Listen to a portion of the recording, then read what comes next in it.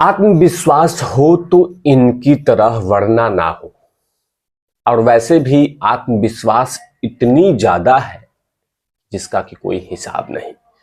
मैं बात कर रहा हूं नायाब सिंह सैनी जी की। हरियाणा के अभी फिलहाल मुख्यमंत्री हैं और इनका जो आत्मविश्वास है वो अद्भुत है और होना भी चाहिए। आत्मविश्वास, एक कहावत है कि मन की जीते जीत मन की हारे हार। अगर मन से आप जीत गए तो अच्छी बात है और मन से हार गए तो हार गए। इसीलिए नायाब सिंह सैनी के लेकर मैं चर्चा करूंगा और साथ ही बात करूंगा कि आने वाले हरियाणा विधानसभा के जो एग्जिट पोल हैं उन पर कितना ज्यादा आत्मविश्वास है और इसी को लेकर बात करूंगा। चिपक कर देखिएगा, वीडियोस को जमकर शेयर कर दीजिएगा ताकि हौसला मिलता रहे।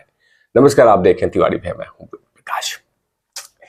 दरअसल इस स्क्रीन को देखा जाए, पहले इस एग्जिट पोल को देखा जाए। ये तमाम अलग अलग एजेंसी हरियाणा विधानसभा को लेकर अपना अपना अनुमान, अपना अपना आकलन अपने तरीके से रखी है। इन तमाम आकलनों में आप देख रहे हैं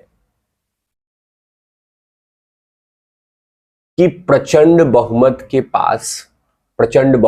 के करीब कांग्रेस पार्टी हरियाणा में पहुंच चुकी है, तमाम वो एग्जिट पोल में।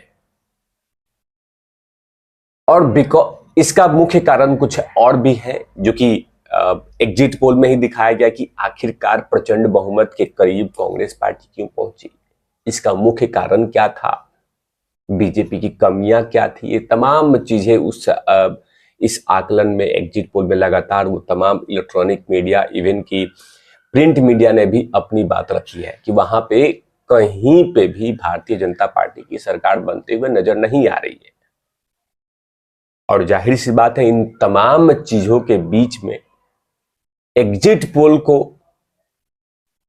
झूठ साबित करते हुए नायाब सिंह सैनी जी ने कह दिया है कि ऐसा कुछ भी नहीं होगा।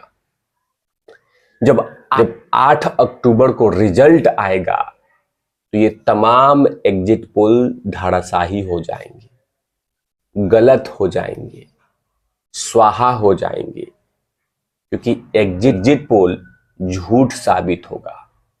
क्योंकि वहां पे 8 अक्टूबर को भारतीय जनता पार्टी की सरकार बनने वाली है और हमें जनता जनार्दन ने हमें तीसरी बार मुख्यमंत्री बनाने के लिए वोट किया है।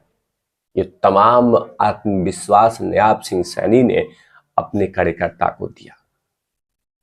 लेकिन उन तमाम चीजों पे जरूर आकलन करना चाहिए भारतीय जनता पार्टी को कि आखिरकार वहां पे ऐसे कौन से मुद्दे रहे जिससे जनता जनार्दन ने इनको नकारने के लिए वोट किया है। हालांकि मैं ये नहीं कह रहा हूं कि जो एग्जिट पोल है वह सही है, मैं ये बोल रहा हूं कि एग्जिट पोल है, ये नहीं है। लेकिन कहीं ना कहीं जो लगातार कुछ एजेंसियां कह रही हैं, जो कहीं ना कहीं ग्राउंड जीरो पे दिख रहा है, जमीनी स्तर पे दिख रहा है कि भारतीय जनता पार्टी के शासन का गुस्सा जनता के बीच है, ऐसे स्वीकार करना होगा। हालांकि बहुत कम परसेंटेज चांसेस हैं कि भारतीय जनता पार्टी वहां सरकार बनाएगी, 5 से 10% चांसेस हैं, लेकिन मेरा भी अनुमान है कि बहुत मुश्किल है। लेकिन कहीं ना कहीं भारतीय जनता पार्टी के वो तमाम नेताओं को विश्लेषण करना चाहिए कि आखिरकार वहां की जनता के साथ हम जुड़े क्यों नहीं। तभी तो इस तरह का लगातार आकलन आ रहा है।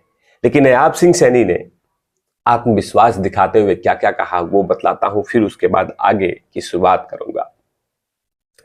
दरअसल नायाब सिंह सैनी ने पत्रकारों को जवाब देते हुए कहा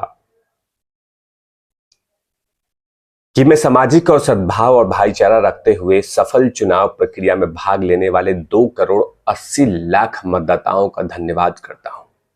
मैं सभी अधिकारी और उन लोगों को धन्यवाद देता हूं जिन्होंने लोकतंत्र के इस त्योहार में को संभव बनाया। मैं हरियाणा पुलिस और अर्धसैनिक बलों को, जवानों को धन्यवाद देता हूं।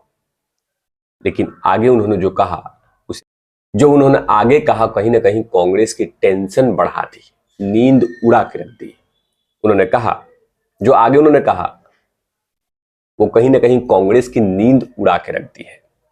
मैं अपनी इस पार्टी के शीर्ष नेतृत्व प्रधानमंत्री मोदी, पार्टी के राष्ट्रीय अध्यक्ष जेपी नड्डा, केंद्रीय मंत्री अमित शाह और रक्षा मंत्री राजनाथ सिंह जी को धन्यवाद देता हूं, जिन्होंने इस पार्टी में हमारा मार्गदर्शन किया। मैं हरियाणा के लाखों पार्टी कार्यकर्ताओं को धन्यवाद देता हूं जो हमें सरकार बनाएंगे, और वो भी 8 अक्टूबर को पूर्ण बहुमत के साथ। मेरे पास यह रिपोर्ट है कि हम 8 तारीख को ये तमाम जो एग्जिट पोल है ये धाराशाही होगी, वहां भारतीय जनता पार्टी की सरकार बनेगी। हमारे पास रिपोर्ट है। और उस दिन होगा क्या? 8 तारीख को जनता जवाब देगी और ये कहेंगे कि ईवीएम खराब है। विपक्ष लगातार कहेगी कि ईवीएम खराब है, क्योंकि 8 तारीख को भारतीय जनता पार्टी की सरकार बनने जा रही है, कहीं कोई दो राय नहीं है। इसीलिए मैं कह रहा था कि आत्मविश्वास होना चाहिए तो नायाब सिंह सैनी की तरह। हालांकि ऐसा भी हो सकता है कि एग्जिट पोल बिल्कुल तरफ धराशाही हो जाए, क्योंकि जो कुछ राज्यों में, जो पिछला अगर देखा जाए एग्जिट पोल, उसमें बहुत सारे राज्यों में भारतीय जनता पार्टी पिछड़ती हुई नजर आ रही थी, क्योंकि एग्जिट पोल के अनुसार। लेकिन जब एग्जिट पोल आया, जब असली तस्वीरें आई, तो भारतीय जनता पार्टी प्रचंड बहुमत से आई। अब वो सबसे बड़ा एग्जाम्पल है छत्तीसगढ़, जहां पे भारतीय जनता पार्टी को दिखाया गया था कि भारतीय जनता पार्टी तो है ही नहीं रेस में। भूपेश सिंह बघेल जी बाकायदा मुख्यमंत्री बनने वाले हैं, वहां के जो डिप्टी सीएम वो जीतने वाले हैं, लेकिन वहां डिप्टी सीएम हार गए। भूपेश सिंह बघेल की सरकार गिर गई, मतलब हार गई, और भारतीय जनता पार्टी की प्रचंड बहुमत मिल गई। लेकिन ऐसी बहुत कयासें कम हो रही है, क्योंकि 5 से 10% लग रहा है कि भारतीय जनता पार्टी हरियाणा में आएगी, ये मेरा अनुमान है। और बाकी सब कुछ तो जनता जनार्दन और 8 अक्टूबर को दिन पता चलेगा कि एग्जैक्ट क्या है।